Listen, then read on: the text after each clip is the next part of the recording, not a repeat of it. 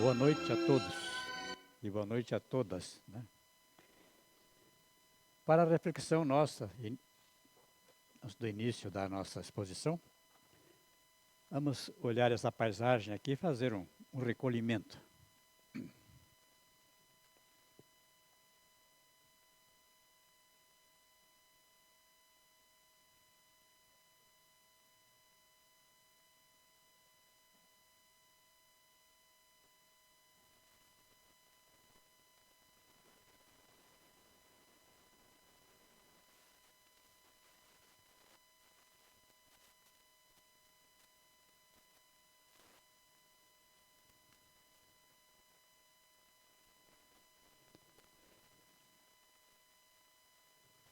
Muito bem, podemos começar então. O tema que pediram-me que eu falasse hoje é sobre Kardec e a ciência do seu tempo. É um assunto amplo, né? Eu vou resumir da melhor forma possível para dar uma ideia de como é que era a ciência no tempo que Kardec viveu, no século XIX. Né? Ele nasceu em 1804 e desencarnou em 1869 com 65 anos. Então viveu boa parte desse século, né? Naturalmente sentindo toda a influência da ciência que realmente permitiu que ele realizasse coisas impressionantes.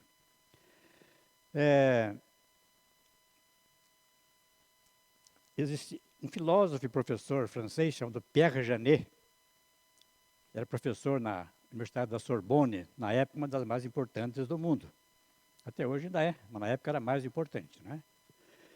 Ele classifica num tratado de filosofia dessa forma a ciência. Essa é a foto do Pierre Janet. Ciências exatas ou matemáticas, ciências naturais, estudam os objetos do mundo físico, física, química, biologia, etc. Né? Ciências morais estudam o mundo moral, o qual compreende as ações e pensamentos do gênero humano. É nessa em especial que nós vamos nos deter hoje, as ciências morais, de um modo geral. Elas compreenderiam 4 grupos, né? As ciências filosóficas, né? Psicologia, moral, metafísica. Psicologia, na época, não era uma ciência acadêmica, né? Fazia parte do estudo da filosofia, né?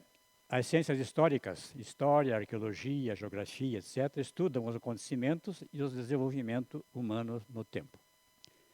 E as ciências filológicas, filologia, etimologia, têm como objeto a linguagem e a expressão simbólica humana. E as ciências sociais, né? Sociologia, antropologia, jurisprudência, economia, etc., estudam a vida social do ser humano. Só que para facilitar o nosso entendimento, eu vou pegar uma outra classificação que é bem mais fácil, né? Que é a classificação de Augusto Comte. Ele foi um pensador, filósofo, materialista, positivista, idealista. Mesmo sendo ateu, era uma pessoa do bem, né? Do amor, da organização, do progresso e assim por diante. Então, as 7 ciências são as seguintes, né?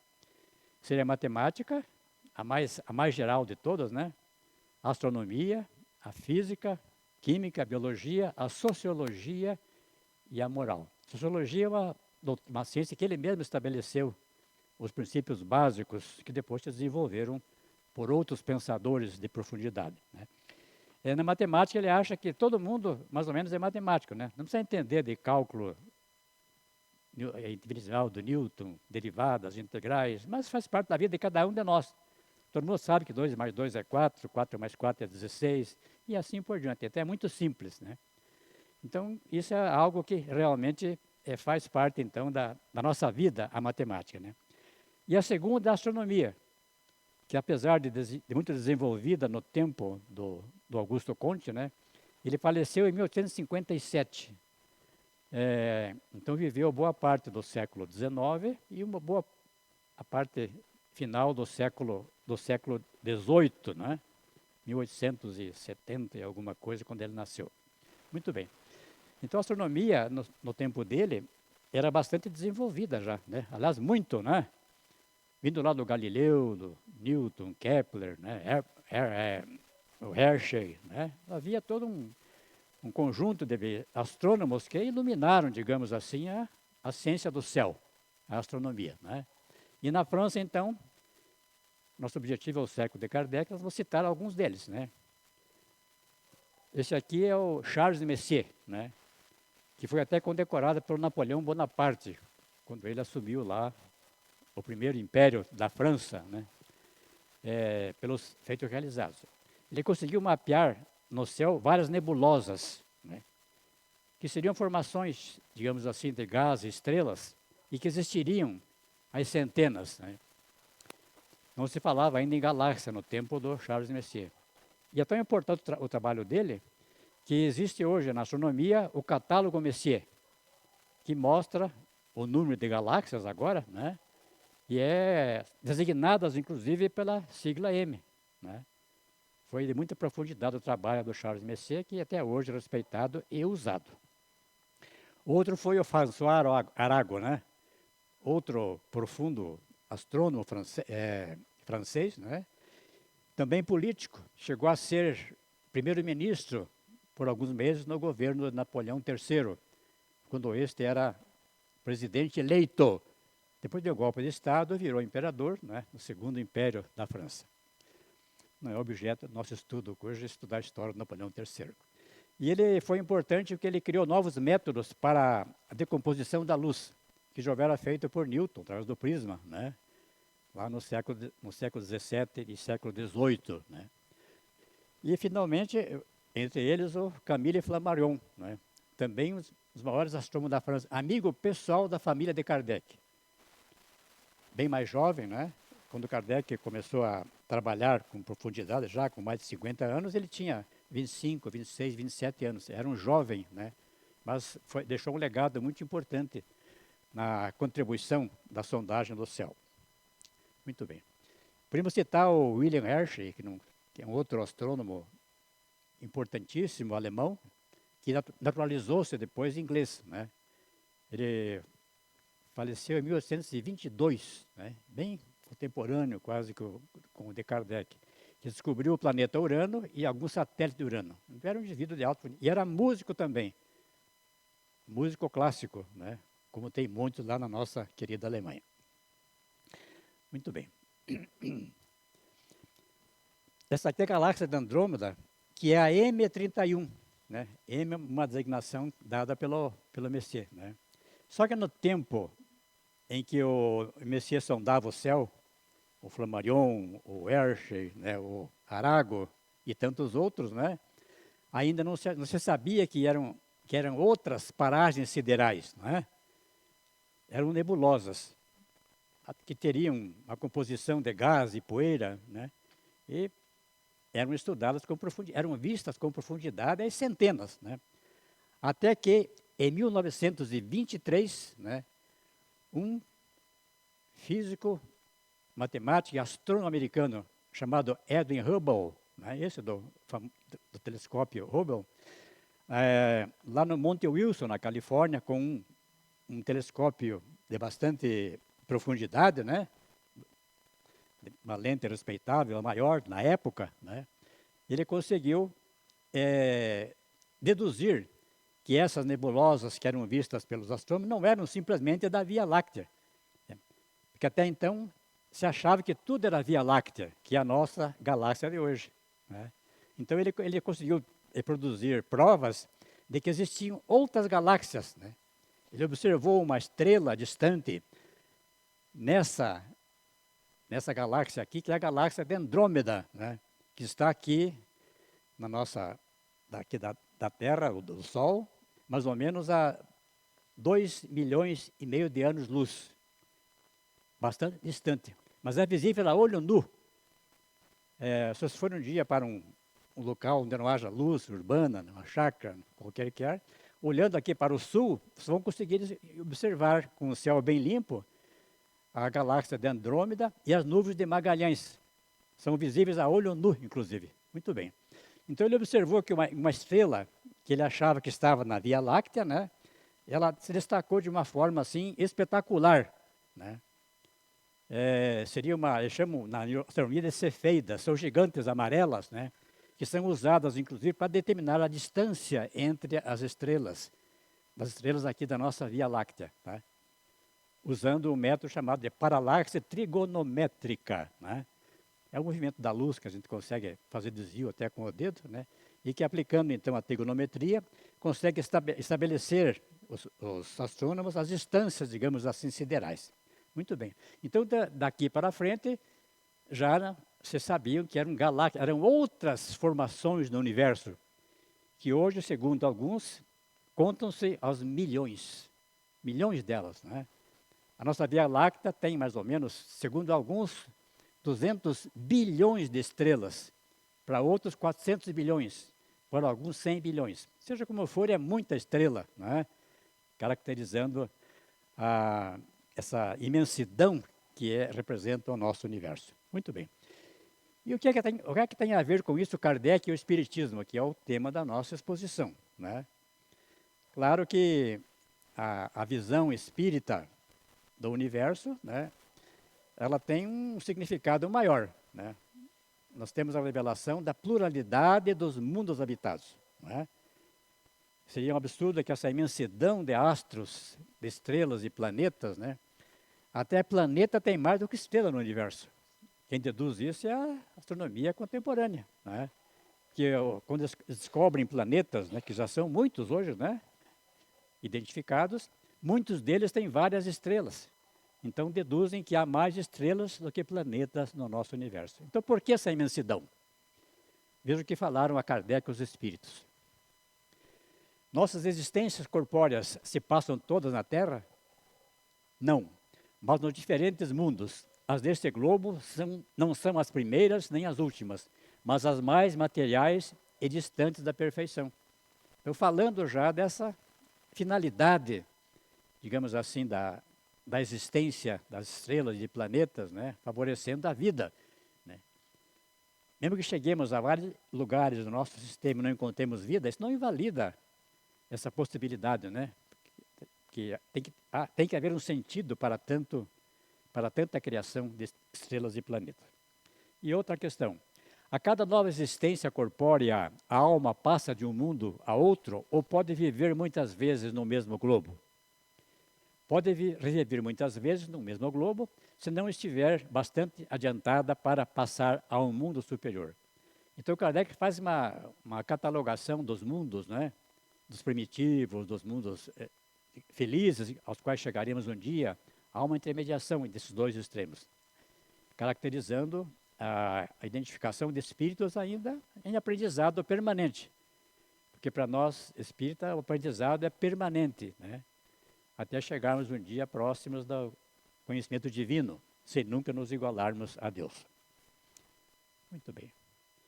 Não vejais, pois, em torno de cada um dos sóis do espaço, apenas sistemas planetários semelhantes ao vosso. Não vejais nesses planetas desconhecidos apenas os 3 reinos que se estadeiam ao vosso derredor. Interessante, né? O Espírito levanta a possibilidade para nós de que não são todos iguais, né? Ainda oficialmente, pelas observações feitas pela ciência, pela física, pela química, pela astronomia, né, dá-se a entender que os elementos que aqui existem são os mesmos que lá existem. Aliás, não dá, eles provam, né, pela análise espectral que realmente são os mesmos planetas, os mesmos elementos que a Terra conhece, que por lá existem, né? Mas atualmente já há uma certa discussão no meio científico sobre isso. Algumas discussões, algumas visões de movimentos de asteroides e coisa, né, levam a ciência a questionar em parte essa igualdade, né, que seria a mesma para todos os planetas da nossa galáxia, né, e de outras que são por aí observadas, né. Alguns movimentos de asteroides até contrariam a mecânica celeste, que é dogmática, digamos, do pensamento científico, né? Criado lá por Newton, por Kepler e por outros famosos físicos, matemáticos e astrônomos. Pensai ao contrário, que assim como nenhum rosto de homem se assemelha a outro rosto em todo o gênero humano, também uma portentosa diversidade inimaginável se acha espalhada pelas moradas eternas que vogam no seio dos espaços. Essa mensagem é do espírito de Galileu, dada a Kardec, né, em 1862 e 1863, lá na Sociedade Parisiense de Estudos Espíritas, que Kardec fundou em 1858. Esse é o livro, então, do Flammarion, né, aquele a quem me referi, né, a pluralité des mondes habités, a pluralidade dos mundos habitados. É um livro muito interessante porque ele mapeia, digamos assim, o céu, que tem muita variedade, né, de imagens que à época eram possíveis e de conteúdos dissertativos que falam com profundidade da astronomia e dessa visão magnífica que temos do universo, né? E ele cita então a vida como um ponto básico, né? Admitia ser a vida o objetivo final da formação de planetas. E hoje muita gente pensa assim também no campo da própria ciência, sabe? Chego a pensar isso. Por exemplo, há um ator americano que é também astrônomo, que é o James Garner, né? Nasceu lá em Oklahoma, nos Estados Unidos. Oklahoma é um estado americano. E ele tem um livro chamado Universo Inteligente. Para quem gosta desse assunto, eu recomendo até, porque ele é muito rico, né? E leva discussões profundas sobre a questão da vida e a inteligência no universo. Veja o que ele fala, James Garner. A ideia básica é que a vida e a inteligência são os fenômenos cósmicos fundamentais e que o resto, as constantes da natureza, a dimensionalidade do universo, a origem do carbono e de outros elementos no coração das supernovas gigantes, o caminho traçado pela evolução biológica é secundário e derivado. O que importa realmente é a vida e a inteligência. Não fala em espírito, como nós falamos, né? Nós associamos a inteligência à vida ao espírito, né? É algo mais que vem a ser a contribuição do espiritismo.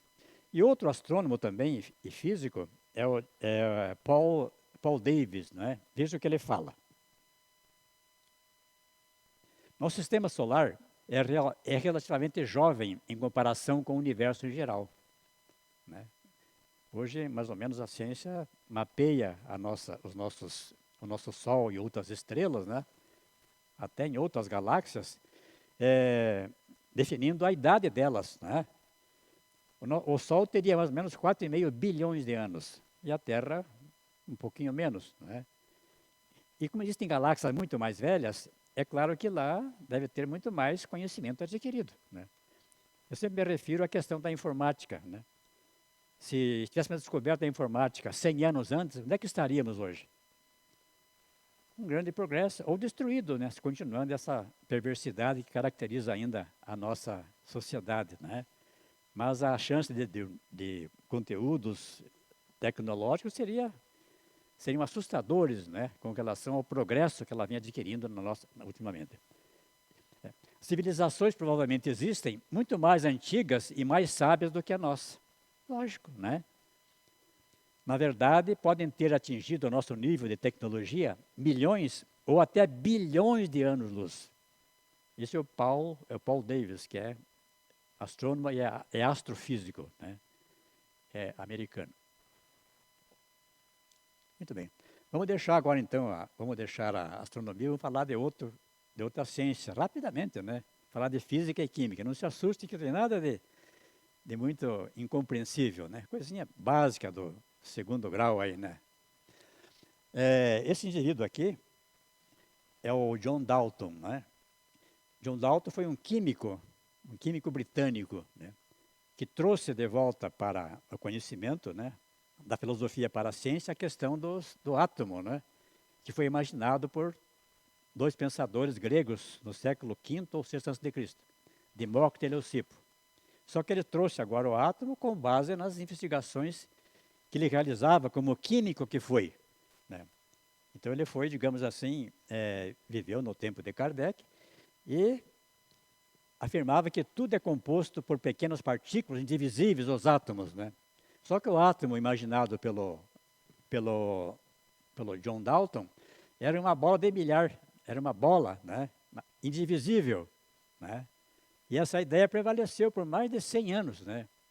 Foi só em 1906 que um físico britânico chamado Joseph Thomson, né, descobriu o elétron. E ganhou até o prêmio Nobel por isso, né? Em 1906, né? Então, daí para cá, as pesquisas que já vinham se desenvolvendo tomaram um impulso notável, né? E o átomo hoje é um complexo impressionante, composto de partículas e mais partículas, algumas sem massa. Difícil de entender isso, a gente que não é da área, né? Muito difícil conceber uma partícula que não tenha massa, né? Embora você saiba que às vezes as partículas também podem ser ondas, né? E Kardec já fala dessa questão do átomo, né? Que eu vou mostrar no slide seguinte. Só vou avançar um pouquinho e falar da química do Lavoisier, também, que deixou para a época de Kardec já toda uma química estruturada, né? Ele é o pai da química moderna. Estabeleceu a lei de conservação da massa. Aquilo que nada se cria, nada se perde, tudo se transforma. É um axioma que pertence realmente ao Antoine Lavoisier, né? Consolidou a descoberta do hidrogênio. Outros já pesquisavam hidrogênio, oxigênio, mas ele continuou a pesquisa e chegou a nominar esses dois elementos, né? Consolidou a descoberta do hidrogênio, dando a eles os nomes atuais. Exigia métodos experimentais rigorosos e reestruturou a nomenclatura da química. E esse personagem foi um injustiçado, guilhotinado. Triste, né? Na Revolução Francesa, o pai dele tinha alguns serviços prestados ao governo.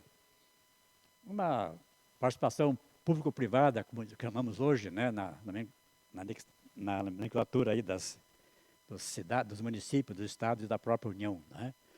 E corria processos contra o pai dele por ter desviado dinheiro do erário público, né? E por esse motivo, o filho dele, o Lavoisier, foi guilhotinado. Uma barbaridade, né? Mas fazer o quê, né?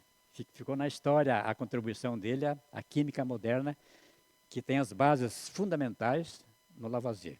Embora o progresso imenso que a química realizou de lá para cá. Muito bem. Então, o Kardec, para quem gosta do livro, na questão 540, ali, os Espíritos, faz um comentário pessoal dele, né? Ele faz um comentário dizendo da presença do átomo no espírito, ou o espírito no átomo. Eu vou explicar por quê, né? Tudo se encadeia na natureza, desde o átomo primitivo até o arcanjo, que também começou pelo átomo. Vejam vocês que era muito pequena a distância do início do século XIX, quando Dalton revelou a teoria que ele houvera formulado sobre o átomo, e Kardec já usando esse conteúdo, né, para falar de que tudo se encadeia na natureza, desde o átomo primitivo até o arcanjo, que também começou pelo átomo, né? Aqui está o átomo, né? E daí um anjo, acho que é uma anja, eu acho que é um anjo, uma anja mulher, né? Que sempre o anjo é masculino, não tem porquê, né? Pode ser anjo, pode ser anja, né? Serafim, serafina, por que não? Arcanjo, arcanja, né? Aí nesse desenho aí é uma anja, né? Uma mulher. E como é que a gente vai entender esse comentário pessoal de Kardec? Certo? É uma dedução que ele tira dos ensinamentos espirituais. O que é que a ciência fala de alguma coisa interferindo hoje na constituição atômica? Né?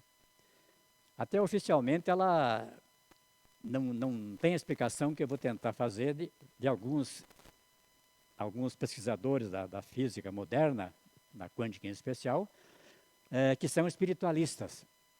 E a ciência oficial não é religiosa, não é dogmática, mas não é religiosa, né? Ela é materialista, porque tem que ser assim para o progresso acontecer, né? Até porque a ciência se desvinculou a partir do Renascimento, bem depois do Galileu também, né? Da pressão religiosa, que tentava dominar tudo, né? Não está na Bíblia, não é verdade, né? É o que se pensava aqui, pelo menos no Ocidente, né? E a ciência não pensa assim. A ciência vai pela observação, pela pesquisa, pela dedução lógica e assim por diante.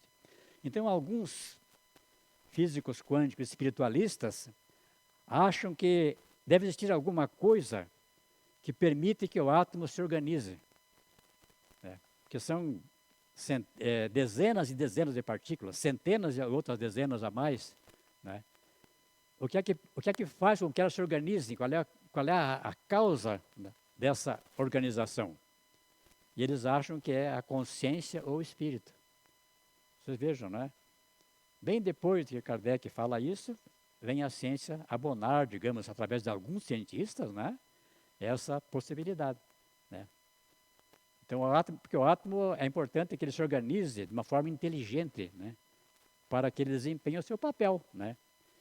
Não teria sentido para nós que existissem partículas, as partículas que existem, se não houvesse uma organização no próprio átomo, né, que organiza a vida, nosso corpo, nossos objetos, a Terra como planeta e assim por diante.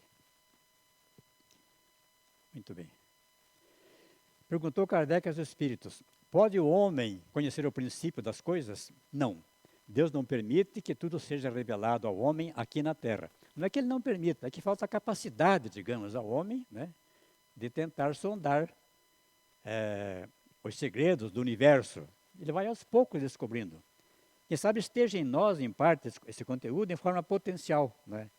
E com o crescimento que a gente vai adquirindo, nós vamos revelando, então, pondo para fora tudo isso, né? É importante que a gente possa pensar assim. Outra pergunta: o homem penetrará um dia o mistério das coisas que lhe estão ocultas? O véu se ergue na medida em que ele se depura, mas para a compreensão de certas coisas, necessita de faculdades que ainda não possui. As perguntas eram feitas de uma forma mecânica, certo? Não era o médium falando ou escrevendo, né?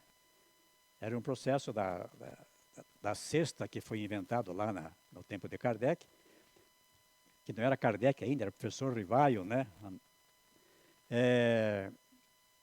Tinha um lápis na ponta, o médium colocava a mão e a mensagem escrevia, né? O professor Rivaio descobriu isso de uma forma muito importante e ficou emocionado e começou a trabalhar com isso aí, né? Claro que depois, na segunda edição, já começa a parte da psicografia. A mensagem é escrita através da mão do médium, mas de início era tudo mecânico. Outra pergunta: o homem não poderá, pelas investigações da ciência, penetrar algum segredo da natureza?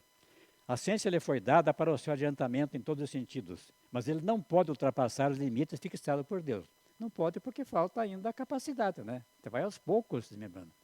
E a ciência é muito importante nesse processo. Vai revelando devagarinho esses segredos que realmente ainda continuam segredos. Muito bem. Essa frase aqui de Hermínio Miranda, né? No prefácio de um livro, Psicoante, de Hernando Guimarães Andrade, ele cita, entre tantas coisas, isso aqui, né? Só a verdade absoluta estaria posta em sossego, à espera daqueles que venceram inconcebíveis distâncias no tempo antes de alcançar a sabedoria intemporal do nirvana. Então só Deus é que detém a verdade total, não é? Não um Deus humano, homem e mulher, né? Um Deus espiritual, né? Que para nós Deus é a inteligência suprema. Não sabemos o que ele realmente seja, mas podemos saber o que ele não pode deixar de ser. É o comentário que Kardec faz, e os espíritos, né? Que é a sabedoria absoluta, infinita, né? Soberana, justo e bom, justo, etc., e assim por diante, né? Muito bem. Que seria a intemporal do Nirvana. A Nirvana é um conceito assim budista, né? Em especial, que caracteriza indivíduos que conseguem, num transe, numa expansão de consciência, assimilar conteúdos que transcendem muito o sensorial, né? Seria algo assim indescritível para quem tem uma sensação dessa, né? É uma identificação total, digamos, com o Criador. Nós somos candidatos a isso, e alguns até já percebemos às vezes, né? Num simples processo de um sono hipnagógico, tem revelações que aparecem de forma maravilhosa e de repente desaparecem, até consegue pegar mais, porque voltamos a perceber o mundo pelo sentido, através do nosso cérebro, né? Muito bem. Então seria Deus a inteligência suprema e causa primária de todas as coisas. Muito bem, vamos para frente. Pode o homem receber, fora das investigações da ciência, comunicações de uma ordem mais elevada, sobre aquilo que escapa ao testemunho dos sentidos? O que é que vocês acham? O que falaram os espíritos a Kardec, né? Sim, se Deus o julgar útil, pode revelar-lhe aquilo que a ciência não consegue aprender. O Espiritismo é uma revelação, ele foi feito uma revelação, né? De uma forma de revelação, né? Porque transcendeu até o conhecimento científico da época, né? E até hoje, em boa parte, sim. Só para esclarecer, então, o conhecimento que nós temos hoje, né? Ele pode ser o conhecimento empírico, né? Que é um conhecimento próprio da experiência, né? Eles, até falando nisso, eu me recordo dos chamados empiristas ingleses, né? Alguns filósofos, né? Berkeley, David Hume, Locke, né? Eles eram indivíduos que acreditavam que só a experiência é que geralmente gera conteúdo e crescimento. Aquela expressão tábula rasa vem de lá.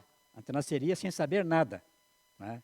E só a experiência da vida é que vai abrindo os horizontes à nossa consciência, né? É uma questão discutível, né? Para nós não teria sentido, porque a gente sabe que nós somos espíritos reencarnados, né? E alguns filósofos idealistas questionaram muito, em especial Immanuel Kant, um grande pensador, filósofo alemão, né? Na época ele era um prussiano, né, que viveu lá em Königsberg, que hoje é Kaliningrado, que pertence à Rússia, um enclave lá dentro a Polônia e a Lituânia, né? Ele nasceu lá. Mas era a cultura germânica, era a cultura alemã, era a Prússia, lá onde viveu então o Kant. Ele questionava isso, né? Ele achava que existe algo muito mais profundo, que o nosso mundo seria uma representação apenas, né? Ele chama do Das Ding em alemão, que é a coisa em si. Significa, o Das Ding quer dizer a coisa em si, né? E o nosso mundo seria uma representação de algo muito mais profundo, muito mais intenso, né? É o chamado idealismo alemão. Entre eles Schopenhauer, né, que tem até um livro dele chamado O Mundo como Vontade e Representação.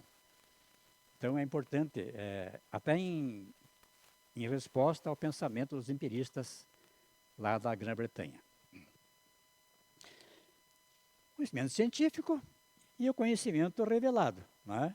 Que é aquele que falamos até agora aqui nas dissertações espíritas que fizemos. Muito bem. E será que é só isso, né? Hoje já há uma abertura, digamos assim, na ciência para um tipo de conhecimento que todo mundo pode ter e que é científico. Certo? Tá. Eu vou mostrar porque a revista Nature, que é uma revista especialista em artigos de ciência, né? Em 2014, ela publica um artigo de dois autores, o George Hellis e o Joy Silk, né? O Hellis era um australiano e o Silk era inglês, né? Ou americano, não me recordo bem agora. E eles falam da questão da reflexão pura, né? A ciência é o conjunto metódico de conhecimentos obtido mediante a observação e a experiência. A revista Nature, então, diz que existe a reflexão pura, substituindo a análise de dados e fatos. Um exemplo, por exemplo, né? Quando vocês leem alguma coisa, pegam o artigo que mostra o universo, né? Esses milhões de galáxias, esses milhões de planetas, né? Não precisa provar para nós que lá não existe vida, né? Nós somos levados a admitir que exista, né? A grande maioria pensa assim. Mesmo que a ciência não tenha provado ainda, apesar de estar buscando essa resposta, né? É uma reflexão pura que cada um pode fazer. Isso hoje é científico também. É a chamada reflexão pura. É um novo conceito de ciência, né? Que todo mundo, de modo geral, tem, né? Sem a profundidade da experiência da ciência, que é expressiva para tentar estabelecer as normas que regem os fenômenos universais. Essa é a capa da revista de Nature 2014.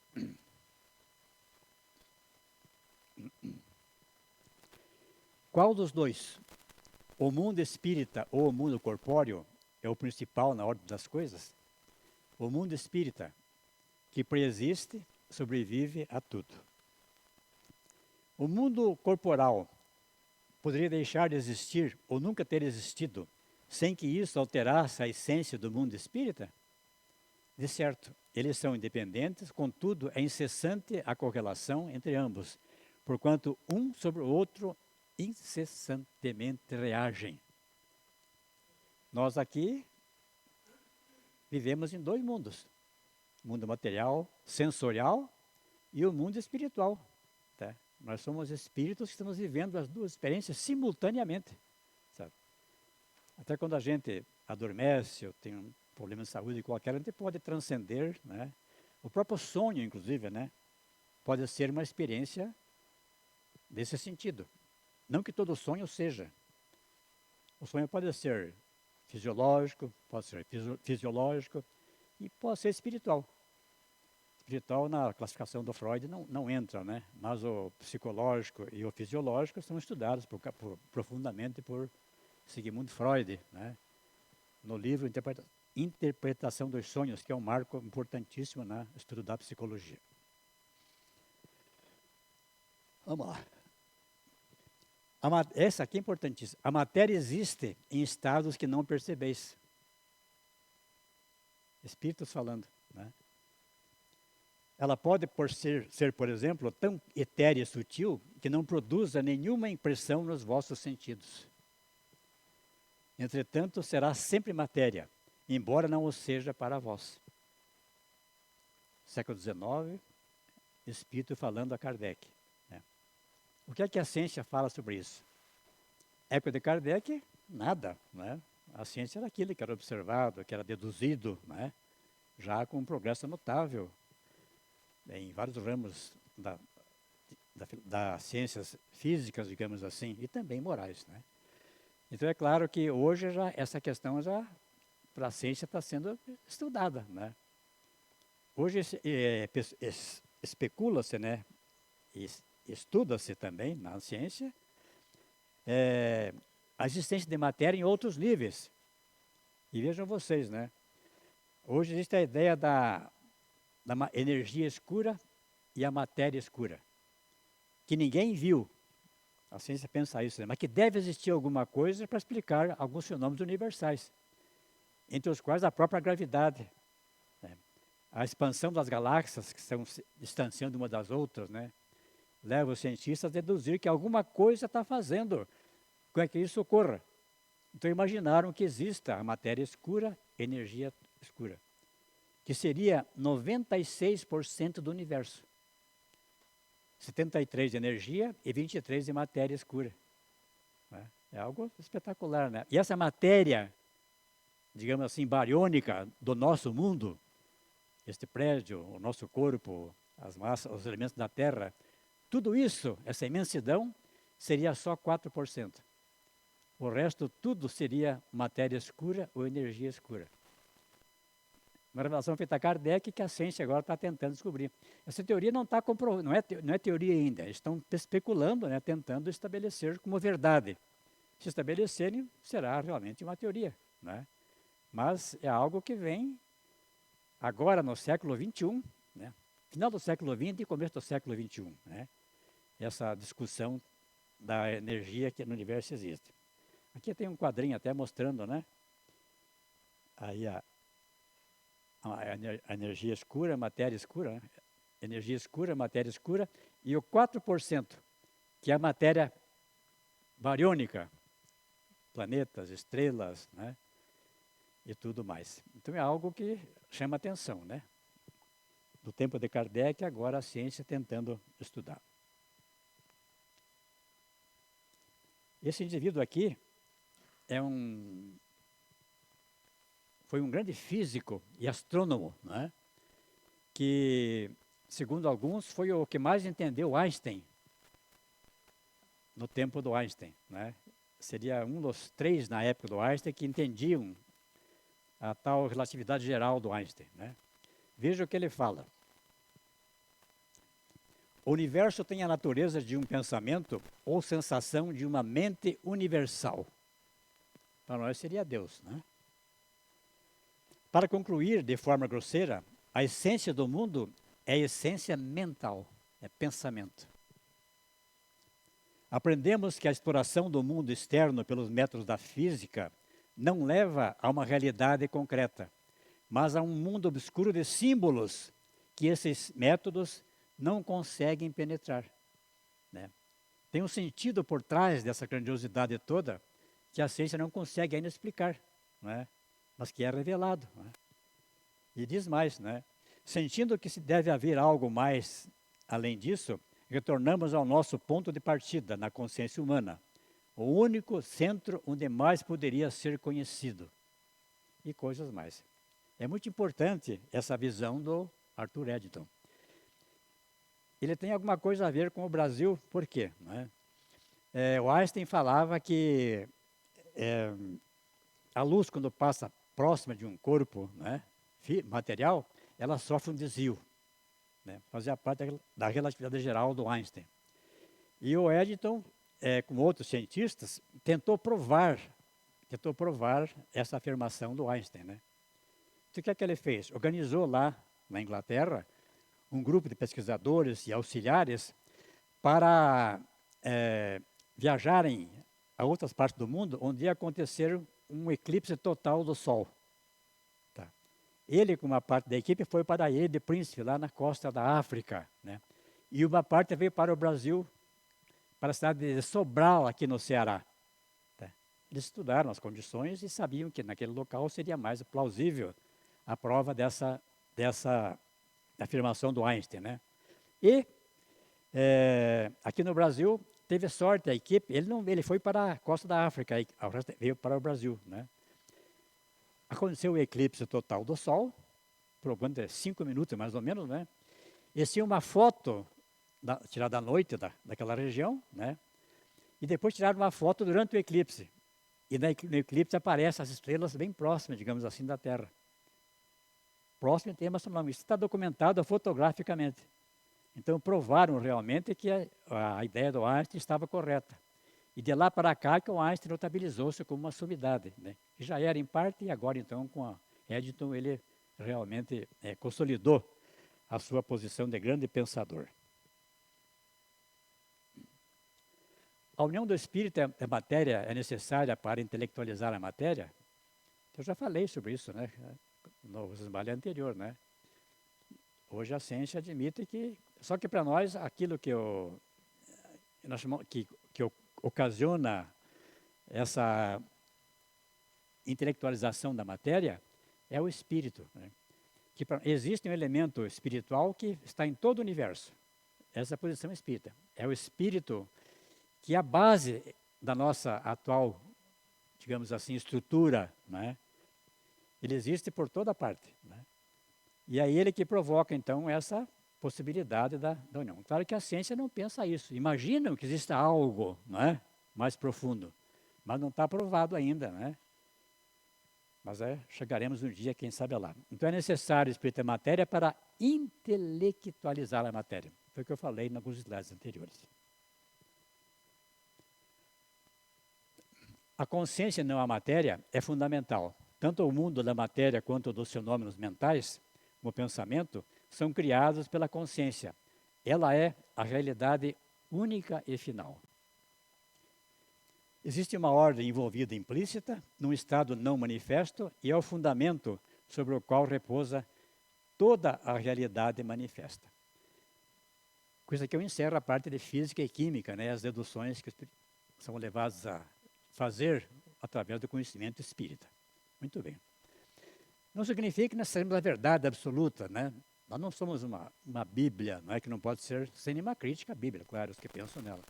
Nós não temos a verdade final, definitiva no Espiritismo, né? É um trabalho importantíssimo, realizado, né?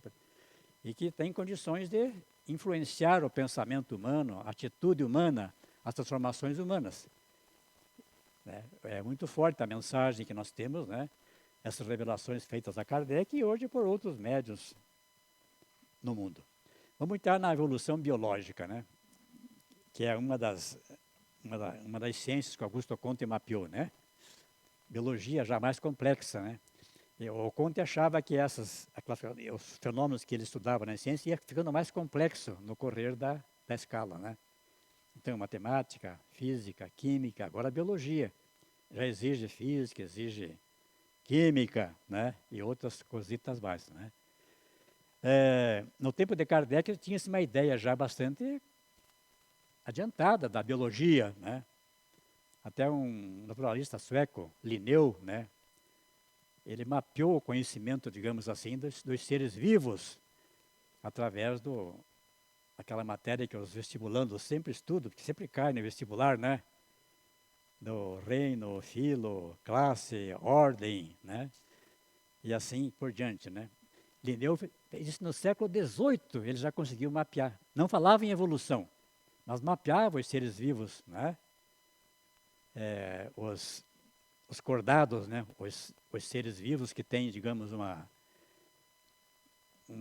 um filamento nervoso que vai da cabeça até a extremidade dos membros, não é?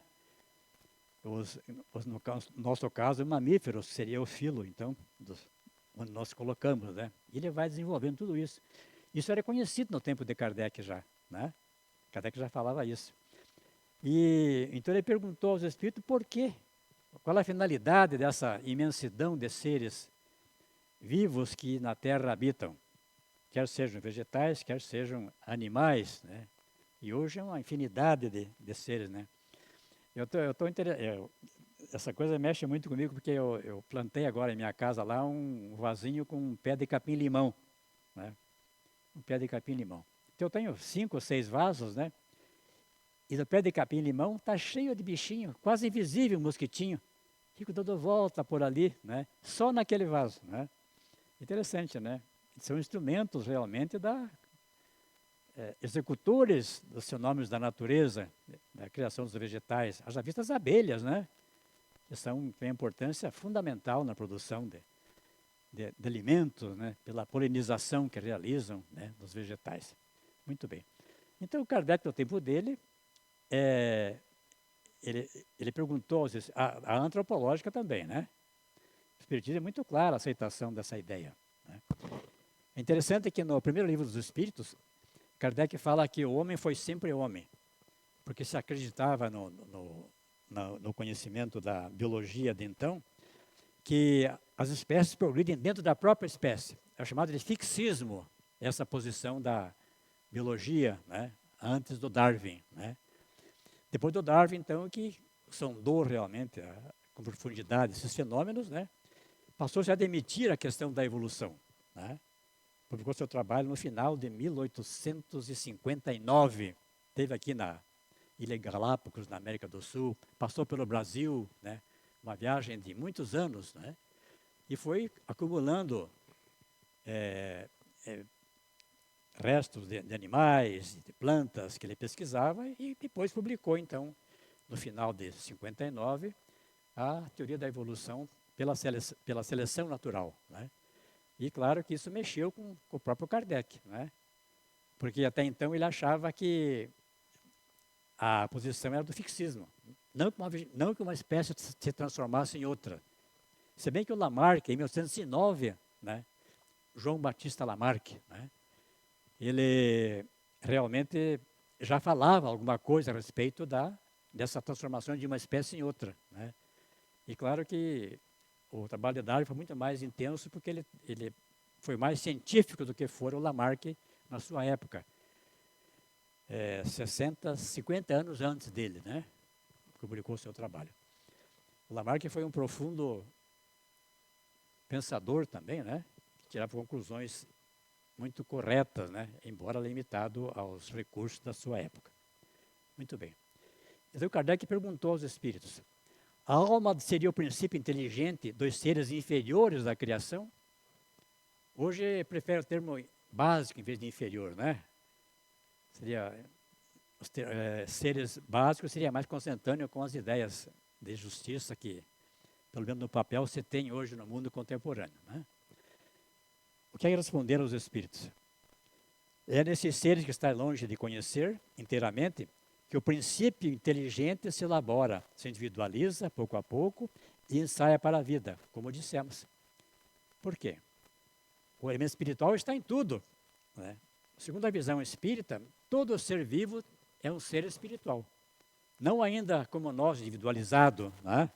Porque o processo é lento, gradativo. Como ocorre, quando ocorre, nós não sabemos, né? Mas tudo é premiado de espírito. Seja um pé de grama, seja um elefante, seja a mulher e até o homem, né? O homem também, né? Tudo tem espírito. Então, o Darwin publicou o trabalho dele no final na década de 1860, 1859. A doutrina filosófica, que é a teoria científica, fundada na ideia de evolução. E o Darwin sofreu muito, né? Porque ele foi discutível na ciência e combatido pela religião. E até hoje, né? Tem muitos povos que não aceitam a evolução, inclusive estados americanos, né? Oklahoma, Mississippi, Carolina do Sul, né? Lá eles questionam a questão da evolução. Se bem que a maioria dos americanos aceita, né? Porque é uma coisa, é científico, né? Mas como não está na Bíblia e contraria a Bíblia, né? Eles acham que não podem aceitar. Respeito a eles, né? É um modo de pensar, né?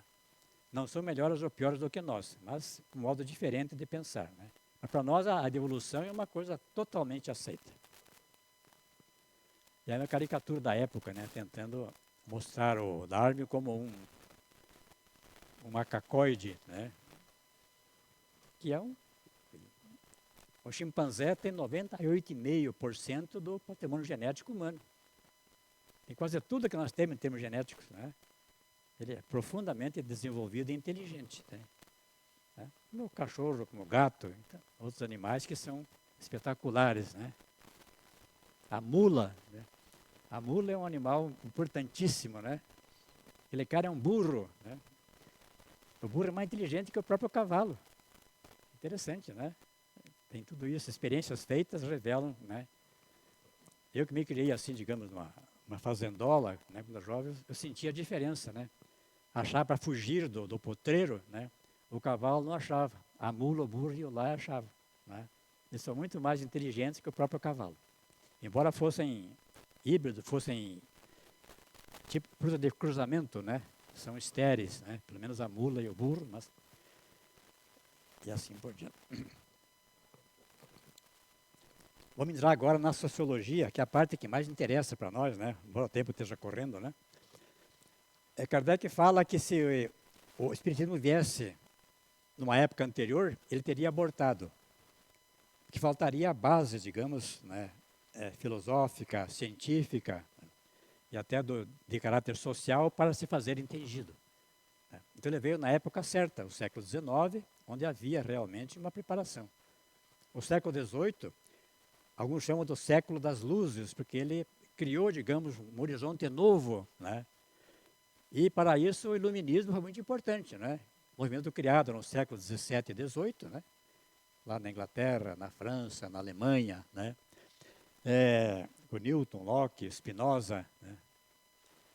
No século XVIII, a França foi o centro principal. Rousseau, Voltaire, Diderot, D'Alembert e Montesquieu, né? E mais alguns, né? Preconizava uma atitude geral de pensamento e ação, onde os seres humanos podem tornar o mundo melhor. Contra a intolerância e os abusos da igreja e do Estado, né? A igreja era assim, contrariou a Bíblia, né? Tem que ser colocado de quarentena ou eliminado.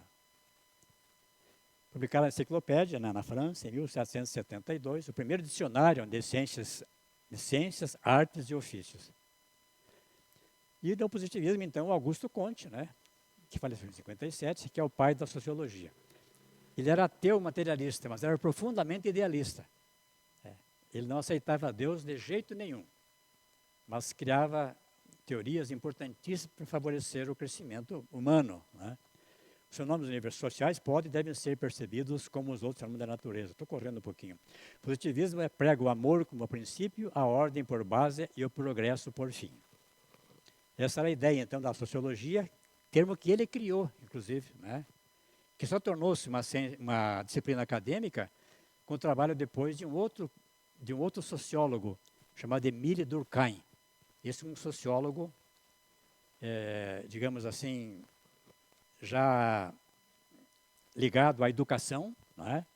Que achava que a educação era básica para que o progresso realmente acontecesse, né? E colocou, então, como uma disciplina acadêmica a sociologia. já no finalzinho do século XIX e início do século XX. Ele faleceu em 1922. Então, o Durkheim com Marx e com o Weber são os maiores sociólogos que existiram segundo a própria sociologia. Estuda as relações entre pessoas que vivem numa comunidade ou um grupo social, ou entre grupos sociais diversos. Estuda os princípios e instituições próprias à vida da sociedade. Quando me deram esse tema agora para desenvolver, ocorreu a ideia no pessoal da assessoria doutrinária do centro de fazer um seminário sobre isso ano que vem. Porque é tão vasto o assunto, né? Eu estou correndo a falar um pouquinho do que a gente pode falar, né? E aí, quem sabe, façamos esse seminário e vamos divulgar daí para quem se interessar vai participar dele. Então, continuando na sociologia, né?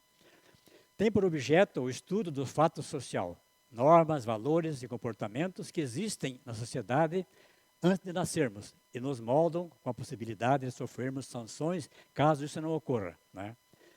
O que é o fato social, né? Nós nascemos no mundo com costumes e leis estabelecidos, né? A família, a sociedade, né? Princípios, costumes, né? Que faziam parte antes de nós nascermos, né? Sociologia não vê um processo reencarnatório como nós vemos, né? Mas isso é muito forte, é muito influente, né? E quem tenta enfrentar essa questão do fato social, às vezes sofre muito. O próprio Jesus, por exemplo, né? O Jesus, ele contrariou o fato social, né? Então, havia toda uma pressão do próprio Império Romano, que dominava a Galileia naquela época, né? E também o judaísmo, né? Que não aceitou, digamos assim, a presença de Jesus como sendo um revelador, um prometido, que eles esperavam há muito tempo, né? Ele teve que vencer esses preconceitos todos. Mas ele foi rigoroso. Ai de vós, escribas e fariseus hipócritas, dizia ele, né? Pelo menos está escrito isso, né? E pagou um preço, né? Morreu na cruz com a frase em latim, o inge, né?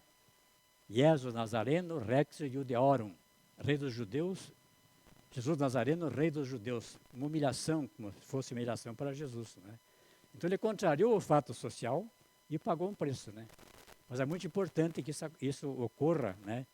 E que o processo reencarnatório, interferindo nisso tudo, vai, às vezes, fazendo que modifiquemos devagarinho tudo isso. Vamos correr, estou quase terminando. Temos no Espiritismo uma finalidade social que não difere dos ideais mais avançados, senão pelo conceito espiritual, indefinidamente pelo progressivo que temos do ser humano, né? Aqui alguns dos personagens que falei, né?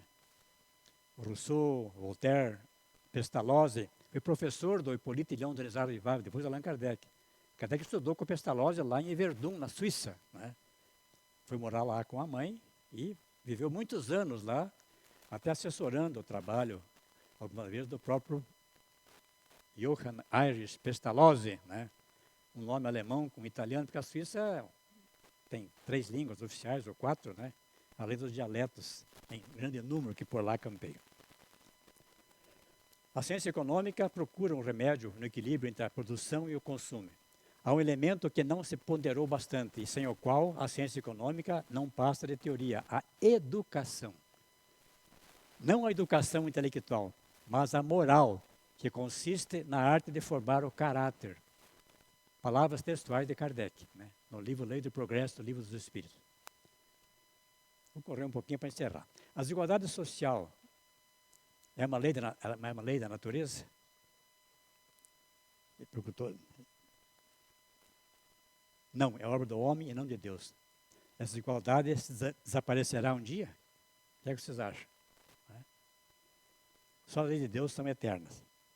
Desaparecerá juntamente com a predominância do orgulho e do egoísmo, restando então somente a desigualdade do mérito. Isso é muito importante. Nós não acreditamos na igualdade absoluta da distribuição das riquezas. No tempo de Kardec, havia um temor na Europa com relação ao comunismo, né? Que foi manifestado por Marx em Paris em 1848, chamado Manifesto Comunista. Isso criou um mal-estar, né? Porque ele preconizava a tomada do poder pelos proletariados, né? até pela revolução e coisas que tais. Embora fosse um idealista, né, mas ele tinha essa visão radical de dividir igualmente toda a renda gerada por um processo de trabalho. Né. Isso Kardec acha que é impossível de acontecer e faz esse comentário aqui. Mas, para encerrar então, não tereis verdadeiramente o direito de dizer-vos civilizados, senão quando de vossa sociedade houverdes banido os vícios que a desonram, e quando viverdes como irmãos praticando a caridade cristã. Até então sereis apenas povos esclarecidos que hão percorrido apenas a primeira fase da civilização. É isso aí, muito obrigado, desculpe alguma coisa, e até uma outra oportunidade.